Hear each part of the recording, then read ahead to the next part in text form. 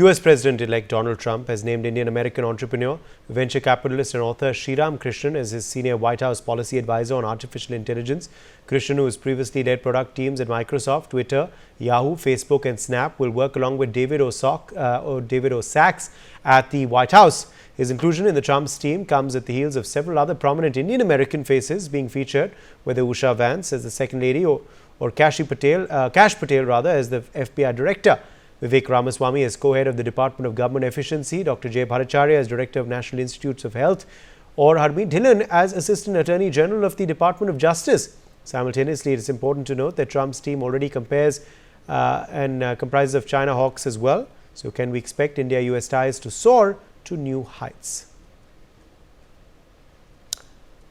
Well, this of course is the big question we are tracking for you this hour, and of course we will be opening this up to our guests as well now. Pradeep Kapoor, former diplomat, is joining us live. Major General Shashi Asthana, defense expert, is also live with us. Rabinder Sachdev, foreign affairs expert, is joining us live. Professor Madhav Nalapat, editorial director of the Sunday Guardian, is with us on the broadcast as well. Ambassador Sachdev, what do you make of this new appointment, Shriram Krishnan? Do you believe he is going to be a big asset to Donald Trump's team?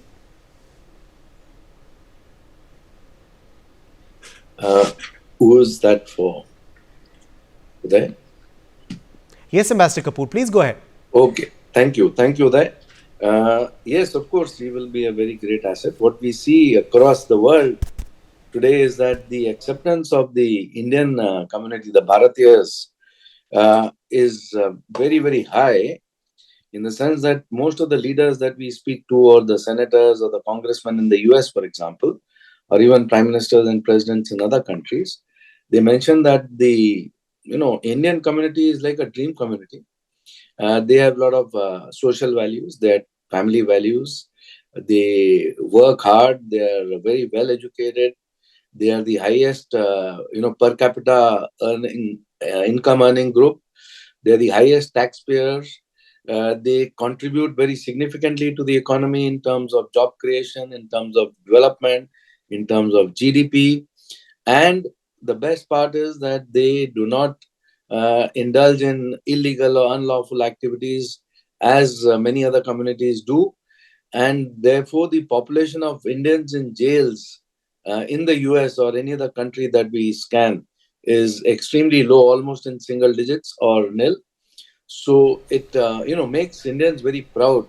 Bharat can be really proud of the diaspora, because even in the Trump administration, there will be more and more Indians. This is just the start. More people are being appointed. Among those people, there will be a significant number of the Indian diaspora, because as we see that, the Prime Minister of UK earlier was an Indian, the Prime Minister of Ireland was an Indian, the Prime Minister of Portugal was an Indian, so many Prime Ministers and Presidents in the Caribbean are Indians. So globally also, the acceptance of Indians in government positions, even in bureaucratic positions, even in diplomatic positions, has gone up very significantly, because I do come across a lot of diplomats of Indian origin in so many countries, including from the US, from Canada, from Singapore, from the ASEAN countries, from the Caribbean countries. So it is becoming more and more common to have the Indian diaspora represent those countries very proudly. Even my nephew is a diplomat in the US Foreign Service, and there are many others that one knows, of course, who are representing US all over the world also. And in the US also, we will see a lot more of this happening. Back to you, Uday. Asthana, let me quickly draw you in here. Major General Asthana, now this is of course a very crucial responsibility that Shriram Krishnan has been entrusted with.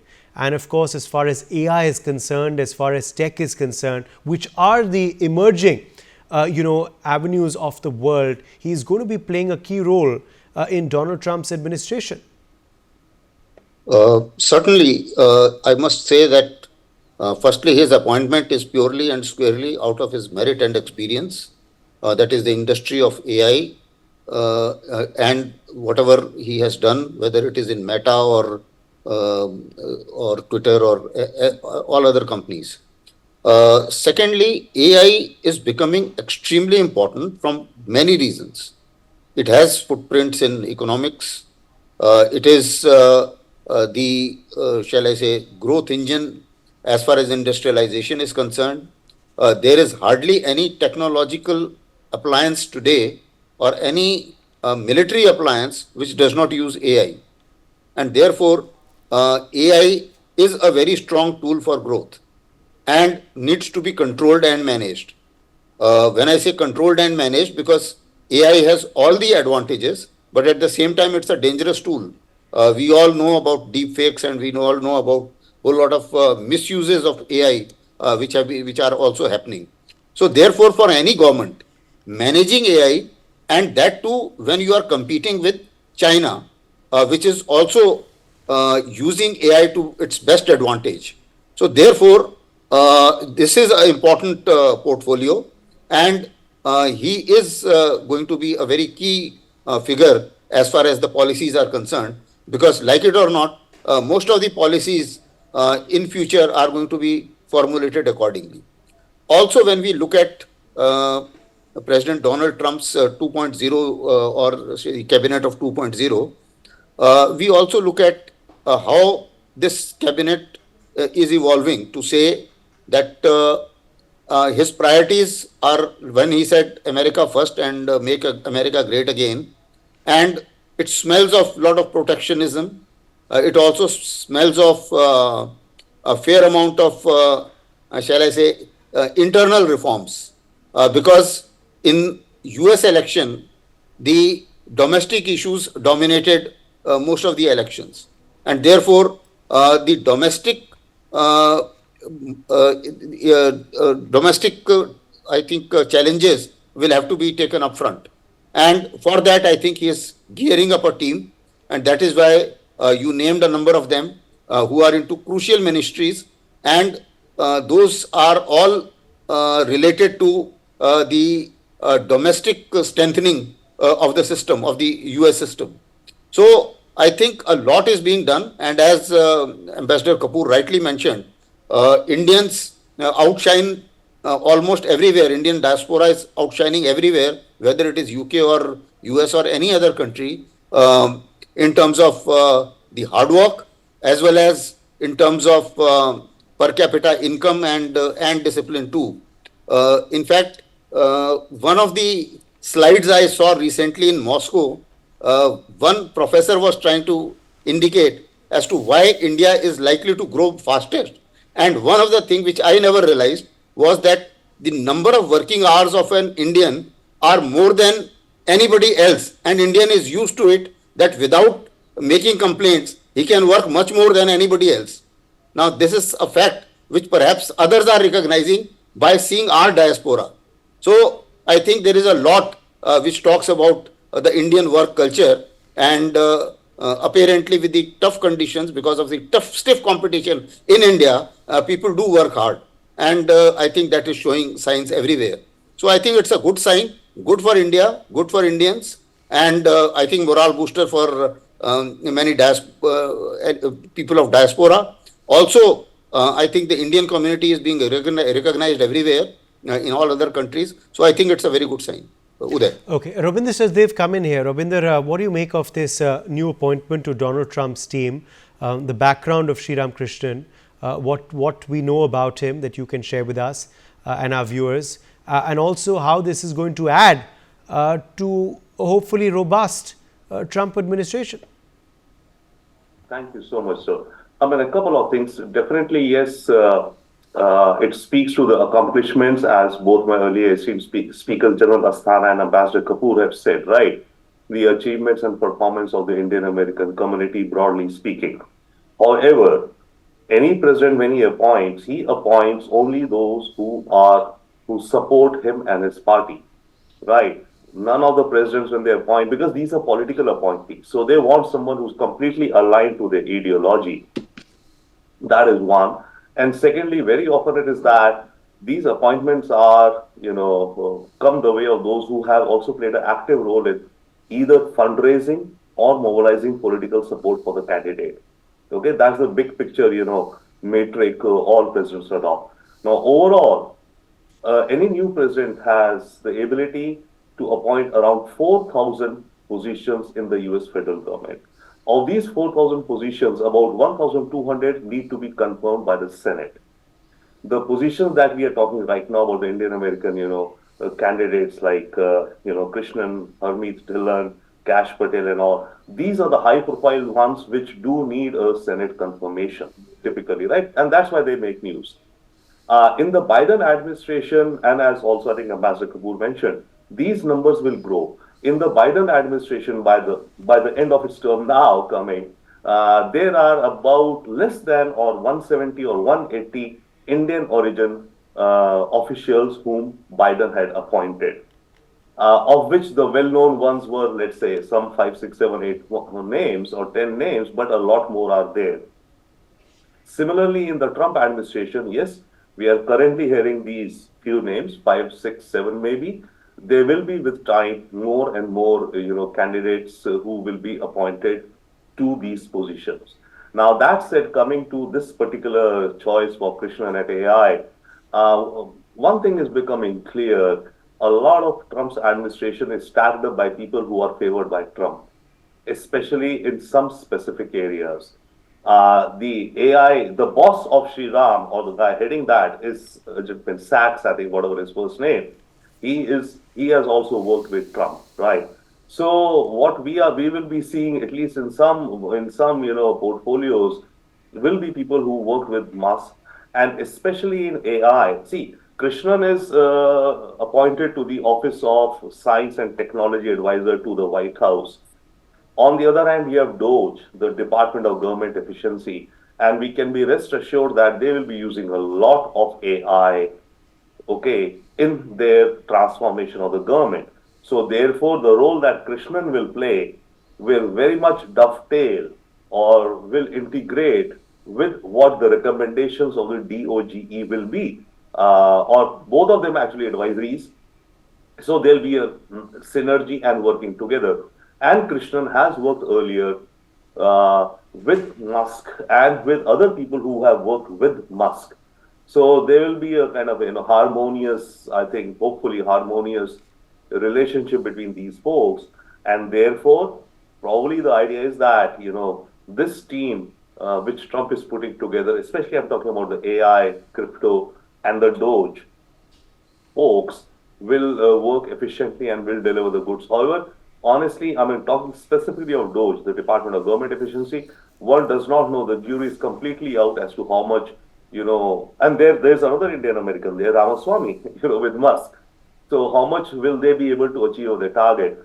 The bureaucracy, the Congress, the norms, there are several, hurdles and processes that have to be gone through. But, that will have to be seen. Back to Indian Americans, yeah, that's what we have right now, and definitely a good testimonial to the success and the professional expertise and the professional heights which the Indian American community is reaching in the United States. Yes. Let me take that to Professor Madhav Narapath as well, editorial director of the Sunday Guardian. Professor Narapath, how crucial is this appointment? What do you make of Shriram Krishnan's elevation and overall the choices so far reflected by Donald Trump in these moves? Well, I'd like to point out today that these choices are made.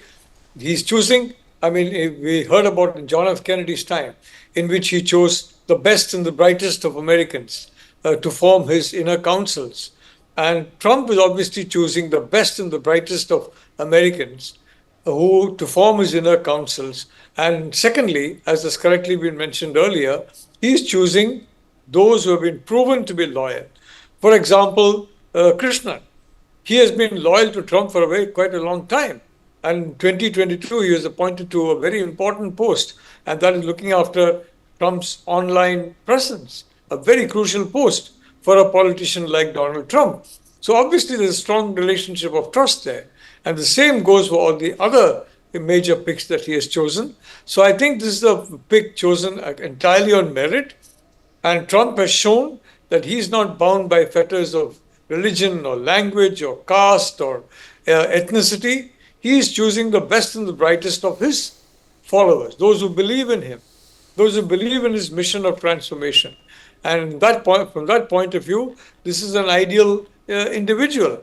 He has got a tremendous record of achievement. He has got a record of achievement from zero. He has reached very great heights by his own brilliance, by his own efforts. And these are the kind of people Trump likes. Self-made people. People who have risen by sheer dint of perseverance and their own intelligence. So I would like to say, Uday, I welcome this appointment very much. And of course, it's true that Indian Americans are a unique set of people. Ambassador Kapoor knows that very, very well indeed. And frankly, they are highly respected in the United States. And that began about 30 years ago when, frankly, Indian doctors began to move to the United States. And after some time, where if you're a doctor and he's a very good doctor, he's even willing to work on weekends, which frankly, those who are not of Indian ethnicity are unwilling to do so. Well, then you have a good feeling about the entire country and its people. So I think these choices by Trump are very welcome. They indicate a very refreshing, open mindset, and it bodes a lot of promise for the Trump administration. And as for Indian relations, I am very certain that Minister Jaishankar will go there, and he is going to make himself heard on what, frankly, both sides can expect. And with his usual diplomatic skill, I'm sure he's going to ensure a very good relationship between the US and India, and exactly by following the path set for him by Prime Minister Modi. Uday. Yes, also so many Indian Americans in the team, Ambassador Kapoor. What do we make of this? Is this a coincidence, or is there more messaging to it? Well, if you are the leader of a team, you want to have members who are going to add a lot of value, who are going to create, ideas, thoughts, progress, development, who are going to lead by example. So you have naturally that sort of, change in the mindset. Let me just tell you that if I look at the Silicon Valley today in the US, the startups which are happening in the US, about 30% of the startups are led by Indians. If you look at the unicorns which are being created in the world today, IIT Delhi creates the maximum number of unicorns, followed by IIT Bombay, even in the US or globally.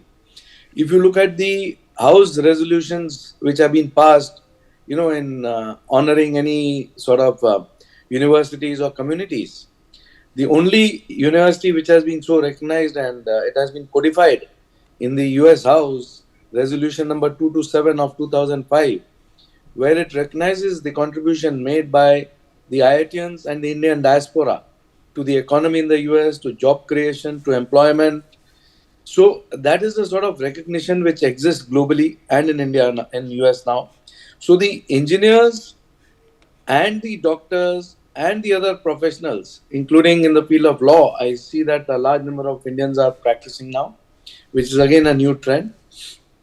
But the number is growing, so naturally it has to grow. If I go to any university in America today, I have not come across a single university in the last 10 years that I've been traveling to different places where I don't see professors of Indian origin, or even better, they are deans of the departments or heads of the department, or they are presidents of the universities. So, the mapping of Indian presence, Indian contribution in the US is by choice also now, not just by design, it's by choice also. So if you are a leader, you are naturally going to increase the number of Indians because you want to strengthen your team. You want to bring people who are assets, who are great resource, who are going to contribute. And Indians are seen as a contributing community because they take much less than they give to the country concerned. Whereas many other communities, including, for example, the Muslims, they have large populations and they draw very heavily on the social welfare systems. So, you find that they are not adequately represented because they are not seen as great contributors. Whereas the opposite is true for the people from Bharat. Back to you there. Okay. Let me, in fact, quickly thank you all there for joining us with your perspectives on this big story.